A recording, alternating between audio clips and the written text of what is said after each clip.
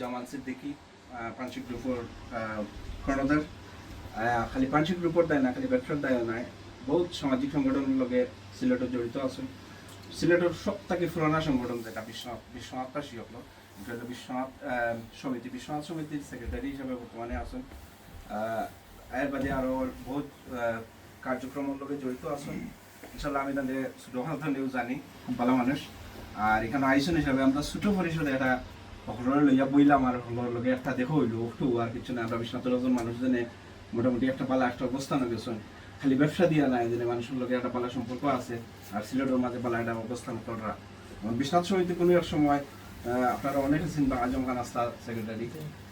বর্তমানে যদি আজম খানের জায়গা পেটা আসেন, বোঝা যায় আমরা একটা পালা একটা পজিশনে আসেন সিলেটের মধ্যে, আমরা বিশ্বনাথের মানুষের রিপ্রেজেন্ট করা। লাগে ধন্যবাদ আপনারা যারা এইসব কষ্ট করিয়া, আর ধন্যবাদ আমার পাকনারে জামাল সিদ্দিকীদের কষ্ট করিয়া ইয়া অতল এইটি আমরা পুরো টাইম দিচ্ছেন। আর আমরা ছোটো পরিসরে যতক্ষণ পারছি আর কি আমরা একটা ট্রাই করছি, আমরা আপনারা লিয়ে বইতাম। ধন্যবাদ আপনার সবাইকে, ধন্যবাদ সবাইকে বিশ্বনাথ সোসাইটির পক্ষ থেকে। ধন্যবাদ নাইস। আমরা আসলে বিসমিল্লাহির রহমানির রহিম। সম্মানিত বিশ্বনাথ সোসাইটির সভাপতি সদস্যবৃন্দ, আসসালামু আলাইকুম। আমি আসলে অ্যাড্রেস না করে আমি মূল কথা দেখি, কারণ অনেক রাইতে গেছি আমরা, আপনারা অনেকজন সকালে ডিউটি আছে। আমরা যতটুকু জানি প্রবাসী এরা হইলা বাংলাদেশের প্রাণ, এর চেয়ে বড় হইল প্রবাসীরা সিলেটের প্রাণ। আমরা যারা বাংলাদেশে বাস করি, সিলেটে যারা বাস করি, আমরা সবসময় চেয়ে থাকি প্রবাসীদের।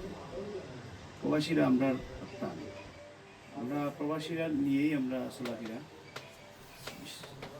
বাংলাদেশের মধ্যে বিশেষ করে সিলেটে অথবা বিশ্বনাথে যত বিজনেস আছে, আমার অলমোস্ট 90% বিজনেসও প্রবাসীরা জড়িত।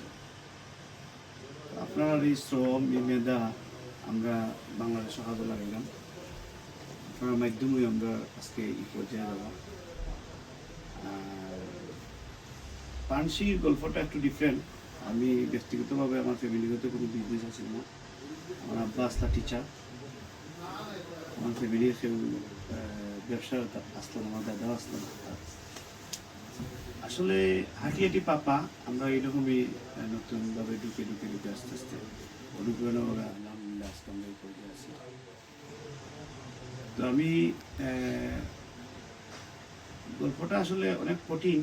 আপনি একটা জিনিস দাঁড় করানো, তারপর একটা পর্যায়ে দেওয়া, সবগুলো আল্লাহর ইচ্ছা। আমরা হয়তো বা শ্রম দিছি, শ্রমের মাধ্যমে আল্লাহ আমরা একটা পর্যায়ে নিয়েছি।